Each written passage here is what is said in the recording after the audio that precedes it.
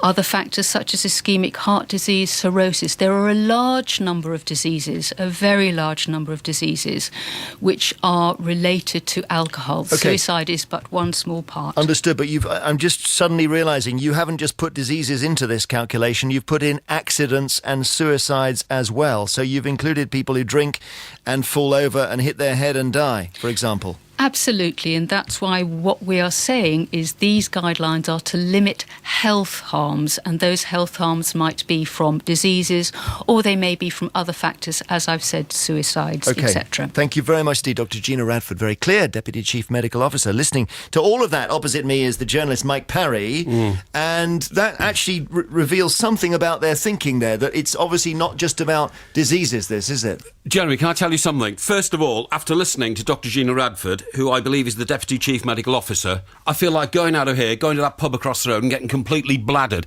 because the woman to me didn't sound like a Deputy Chief Medical Officer. With the greatest of respect, she sounded like a headmistress, and I was a 14-year-old boy being lectured on how to live my life, and she makes statements like saying 14 units as the accepted level intake for men in a week. How does she know? This is all guesswork. Well, they have got statistics now. No, you made a very good point. You said, do you relate this to the size and the body mass weight of an individual? You and I both know in our profession, we have been working with people for 20 years or probably longer who have varying degrees of alcohol intake, and some of the fittest are those who are regularly on the lash on a daily basis. I mean, it's just a fact of life. Now, I am not advocating that, and I'm not saying that is a great way of life. Well, we know that being on the lash on a daily basis is bad for you, don't we? We do know that, don't we? I've worked with people, I'm sure you have, and again, I'm not saying that this goes for everybody, who simply find drinking as a way of life. They wrap it around their job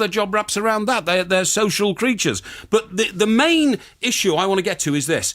This is political speak, and it's nonsense. There are issues about alcohol in this country which have to be addressed. One of them, towns on a Saturday night in this country, since politicians, who the lady we just spoken to works for, the Deputy Chief Medical Officer, decided 24-hour drinking was a good thing, open all the pubs, and now young people go out and get completely smashed on Saturday nights, and you know as well as I do, town centres are police spend most of their time on Saturday nights picking people up off the floor. That needs to be addressed. Well, she could bring that in, and she said that's another reason for drinking less. Yeah, well, that might be, but what I'm saying is, what are they doing about that? They're doing nothing about it. Drink driving, she mentioned, a horrific problem in this country, which is barely touched upon now. I don't know about you, but I work in, in different hours in broadcasting. I'm often driving in and out of London at various times. I've never been stopped over the last couple of years. Never been stopped. Never seen a police car.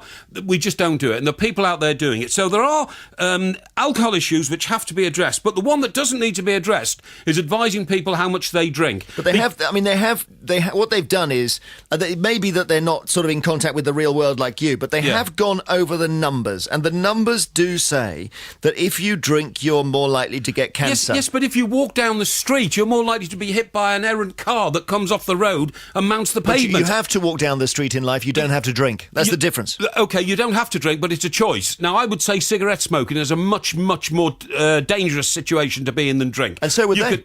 Sorry? So would they. Yeah, but they don't seem to pick out cigarette smokers and try to make them pariahs in society like they're trying to make drinkers. So will you be... And let me just ask you about your drinking. Do you drink every day? Depending on what my work schedule is. If I'm working on a daily basis, it is unlikely I will drink that day unless I have a drink after work, which would be in moderation, seriously. 1 pint? Keep a straight face. 1 or 2 pints with a mate after work or something like that, because I'll be working the next day. So you're the teetotal 3 days a week that you're now being told to have, you might actually be having. Maybe, or near teetotal. And then at the weekend, when you've got, Sunday free, Saturday night, would you then drink? Yes, I would, yeah. A lot, or? Yes, quite a lot, yeah. Quite a lot, yeah. 3 or 4 pints? That would be a starter. If I was going out on a situation... I'm so square. They're all laughing next door. I'm quite serious. In my lifestyle and the people I mix with, I might, for instance, decide we're going to go watch a football match in a sports bar or something like that. Well, that would be... The 4 pints would be a starter. We might then go for dinner afterwards. That would be a couple of bottles of wine, without any shadow of a doubt. OK. I don't feel I'm damaging myself doing that. I'm of a certain age, and I've been living that sort of lifestyle since I was about probably 17 or something. Now, I have to emphasise, I am not trying to make out that my way of life is for everybody, or that everybody would be able to cope with that over the years. All I'm saying is, I'm not going to be lectured to. The Chief Medical Officer, by the way, I thought it was very interesting. The Chief Medical Officer is a lady, and I'm sure she's very highly qualified and talented, but her name is Professor Dame Sally Davies. So this lady's a professor. She's got a very high role in life. She's also a dame, which means that she has been honoured by her country. Therefore, I suggest she's been in situations when she has a drink, drinking wine that probably costs about 45 quid a bottle, and maybe she has 2 or 3 glasses of that. It won't do her as much harm as Whitesnake does for people who seek solace in drink in other places. Thank you very much, indeed, Mike Parry, journalist.